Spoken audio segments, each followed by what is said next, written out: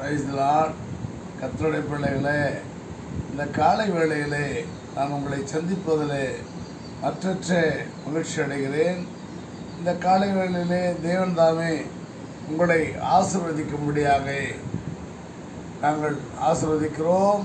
அதன்படியே நீங்கள் ஆசீர்வதிக்கப்பட்டவர்களாய் இந்த நாளை நீங்கள் நடத்த வேண்டும் என்று தேவன் விரும்புகிறார். தேவன் நமக்காக கொடுத்திருக்கும் வேத வசனம் நீதிமொழிகளின் புஸ்தகம் 12ஆம் அதிகாரம் 2ஆம் வசனத்திலிருந்து ஒரு சில வார்த்தைகளை நாம் வாசிப்போம். நல்லவன் கர்த்தரிடத்தில் தயை பெறுவான், துர்ச்சிந்தனை உள்ள மனுஷனை அவர் ஆக்கினைக்கு உட்படுத்துவார். அல்லேலூயா. உண்மையாகவே நல்லவர்களை அவர்கள் கர்த்தரிடத்தில் தயை பெறுவார்கள். நல்லவர்களாக இருந்தால்தான் கர்த்தரிடத்திலே தயை பெற முடியும்.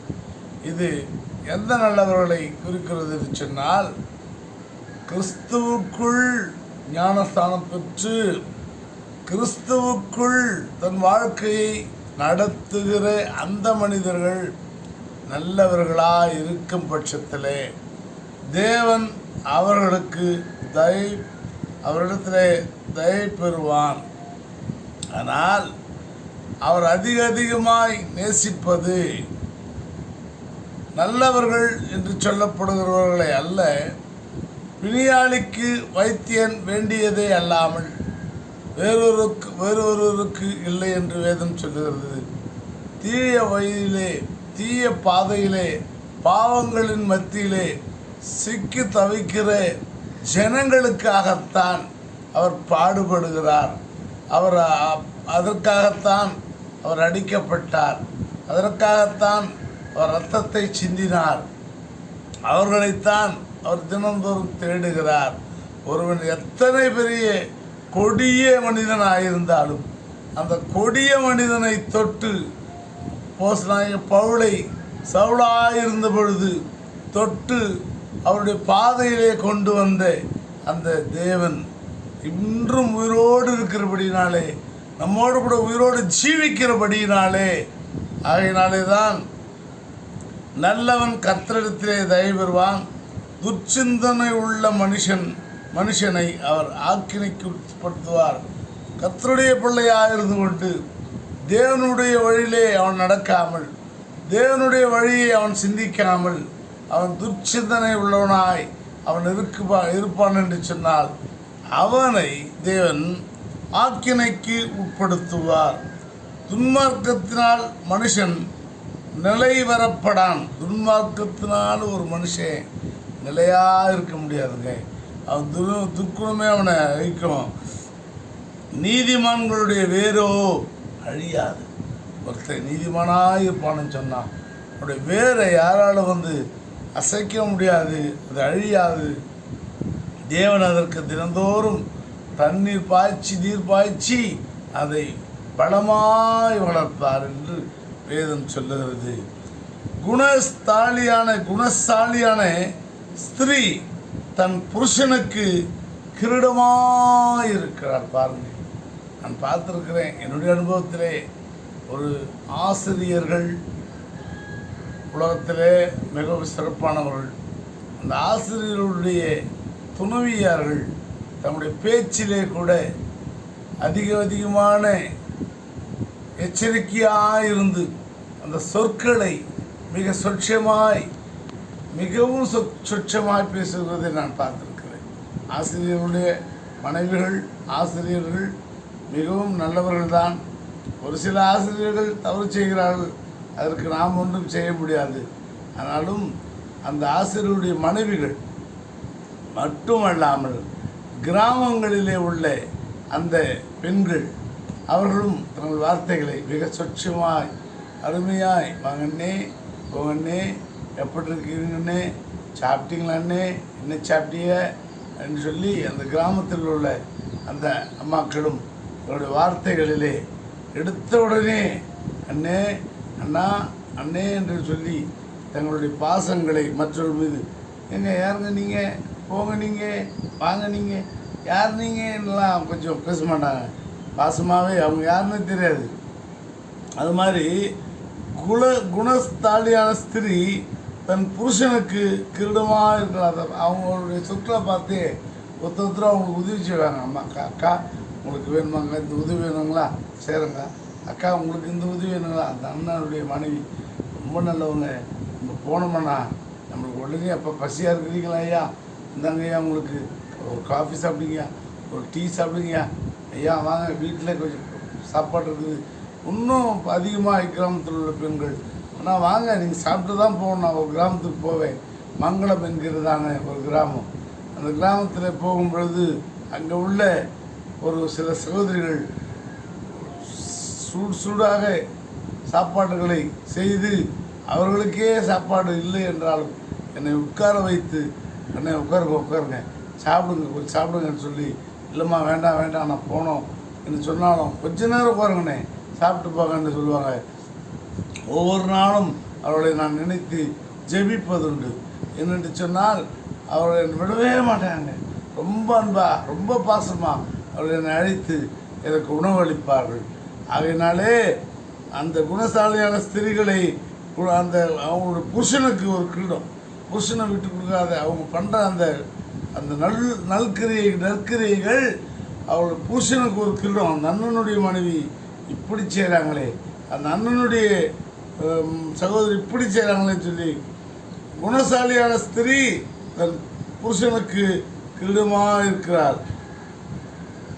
லச்சை உண்டு பண்ணுகிறவளோ அவனுக்கு எலும்புருக்கியாக இருக்கிறார். ஒருத்தருங்க அந்த கொடுக்குற அந்த மற்றவங்களுக்கு உதவுகிற பழக்கமில்லாத பெண்கள் இருப்பாங்க. யாரையாவது ஒரு நண்பரை பசியோடு கூட என் துணைவியாக வாங்க வீட்டுக்கு போகலாம் கூப்பிட்டு வந்துட்டாங்களாம். எது கூப்பிட்டு வந்தீங்க, ஏன் கூப்பிட்டு வந்தீங்க, நீங்களே தண்டச்சோறு, நீங்கள் சம்பாதிக்கிற பணம் 10 பத்தில் நீங்கள் என்ன கிழிச்சிடுறீங்கன்னு சொல்லி கூப்பிட்டு வந்துடுறீங்க. கிளப்ப சொல்லுங்கள் அவரை.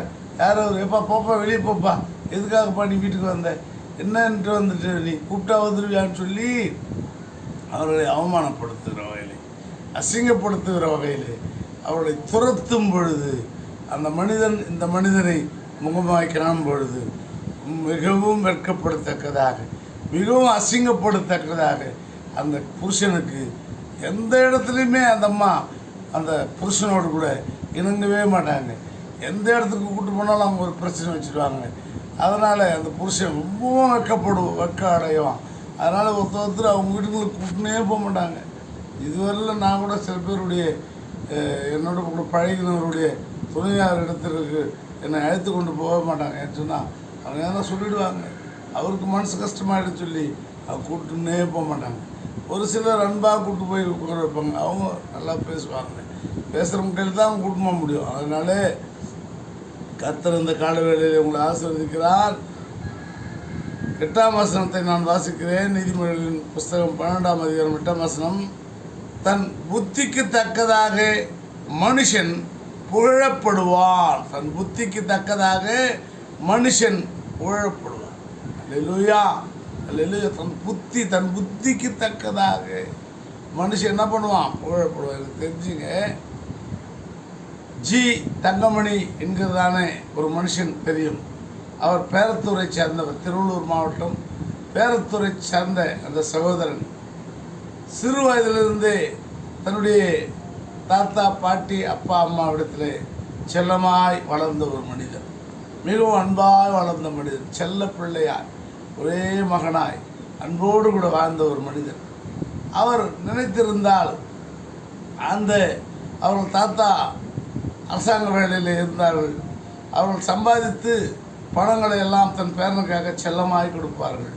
அந்த நாளிலே ஒரு சைக்கிளை கூட சிறு வயதிலே படிப்பதற்கு வேறு எவருக்கும் சைக்கிள் கூட இல்லை. அவருக்கு ஒரு சைக்கிள் கொடுக்கப்பட்டது. நான் சிறு வயதிலிருந்தே, அவர் பெரிய மனிதன், அவரை நான் சிறு வயதிலிருந்தே பார்த்து கொண்டே இருப்பேன். சைக்கிளிலே சென்று அவர் படிக்க துவங்கினார். அவர் இந்த ஊரிலே முதலே காலேஜ் படித்தார். படித்து அருமையாக தன் வாழ்க்கை, அவர் ஏப்ரல் 1 பிறந்தார்.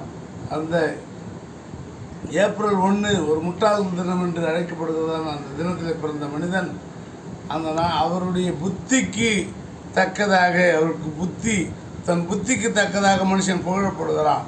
அந்த ஏப்ரல் 1 பிறந்த மனிதன் தன்னுடைய மிகவும் கடுமையான வேலையிலே, சுறுசுறுப்பான வேலைகளினாலே, பல வேலைகளிலே ஈடுபட்டு இன்று இந்த ஊரே அவரை புகழும்படியாக தர்மத்தினாலும் தானத்தினாலும் இரக்கத்தினாலும் அவருடைய குடும்பம் அருமையாய் எல்லா ஏழைகளுக்கும் யார் யாரெல்லாம் அவரை உதவி என்று கேட்கிறார்களோ ஒருவருக்கு கூட இவர் சொந்தக்காரர், இவர் மச்சான், இவர் மாமா, இவர் சித்தி, இவர் சித்தப்பா என்று அல்ல, கிராமத்திலே எவர் ஒருவர் அவரை நாடி போய் இந்த உதவி வேண்டும் என்கிறார்களோ அவரையே அசிங்கமாக ஒரு வேளை பேசியிருப்பார்கள், அவரை திட்டியிருப்பார்கள், மறைமுகமாயோ அல்லது நேரடியாகவோ.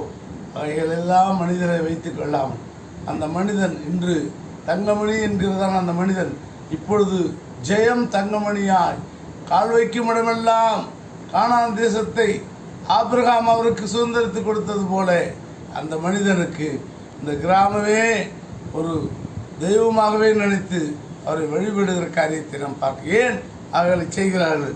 தன் புத்திக்கு தக்கதாக மனுஷன் புகழப்படுவான். அந்த மனுஷன் என்று எல்லாராலும் புகழப்படுகிற ஒரு மனுஷனாய் விளங்குகிறார். ஏன்? தன் புத்தியை கூர்மையாக வைத்து. அவர் நினைத்தால் அவருடைய துணையார் அரசாங்க வேலை செய்கிறார்கள், கொஞ்சம் சம்பளம் வாங்குகிறார்கள், அவரும் கொஞ்சம் சம்பளம் வாங்குகிறார்.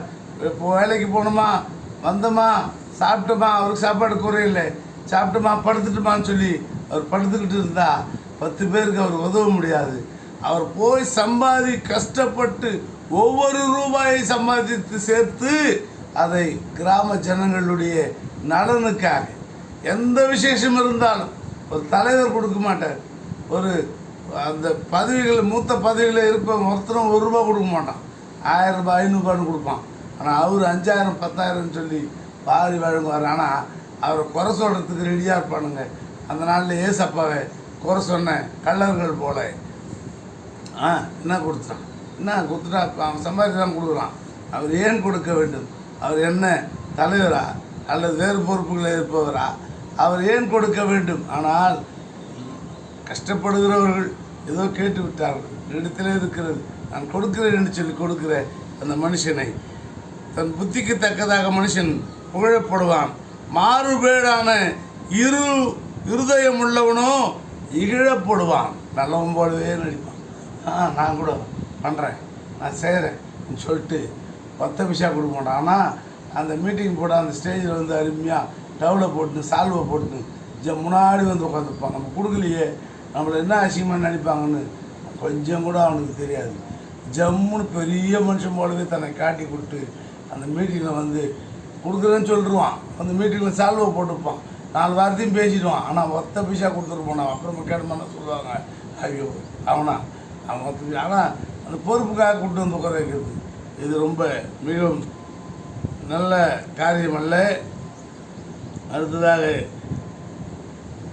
தன் நிலத்தை பயிரிடுகிறவன் ஆகாரத்தினால் திருப்தி அடைவான், வீணரை பின்பற்றுகிறவனோ மதியற்றவன். அல்லேலூயா.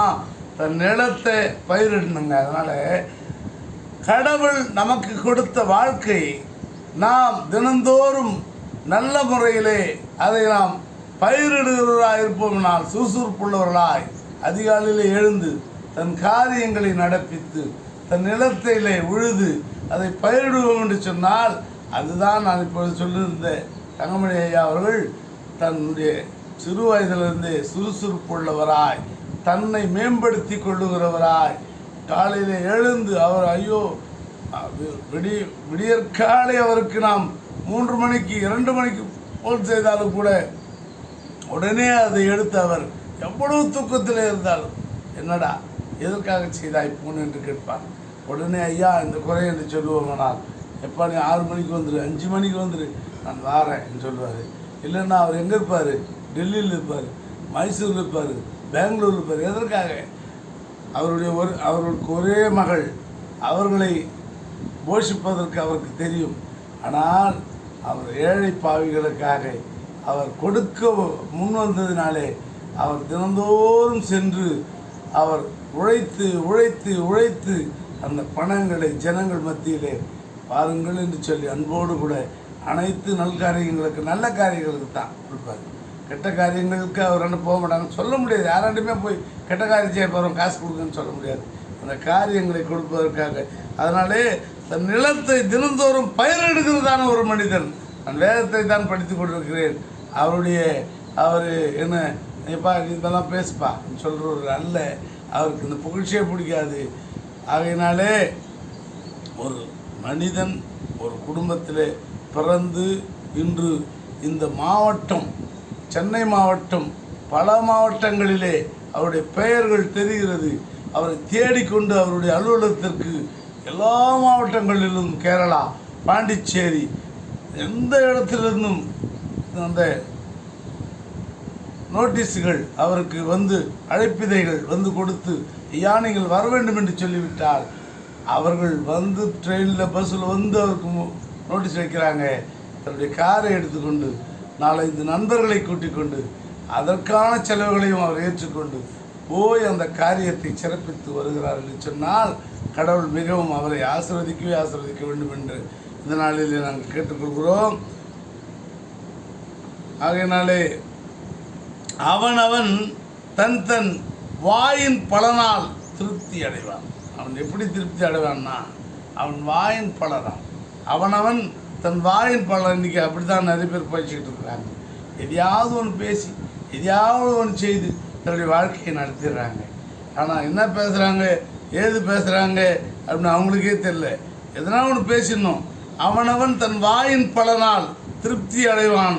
அவனவன் கை கிரியையின் பலனுக்கு தக்கதாக அவனுக்கு கிடைக்கும். பாருங்க, கூட சொன்னேன், கையின் கிரியை அவன் செய்யணும், வேலை செய்யணும். அவன் சும்மா சோம்பேறியா காலையில் போய் யாரையாவது கலகம் மூட்டிட்டு யாரையாவது சண்டை போட்டு சொல்லிவிட்டு அவங்க கலகத்தில் துட்டு வாங்கின்னு நைட்டுக்கு வந்து ஏதோ ஒன்று சாப்பிட்டு படுத்துக்கிட்டு தூங்கிட்டு எழுந்து மறுபடியும் அந்த கலகத்தை பண்ணிட்டு தினந்தோறும் இதே வாழ்க்கை.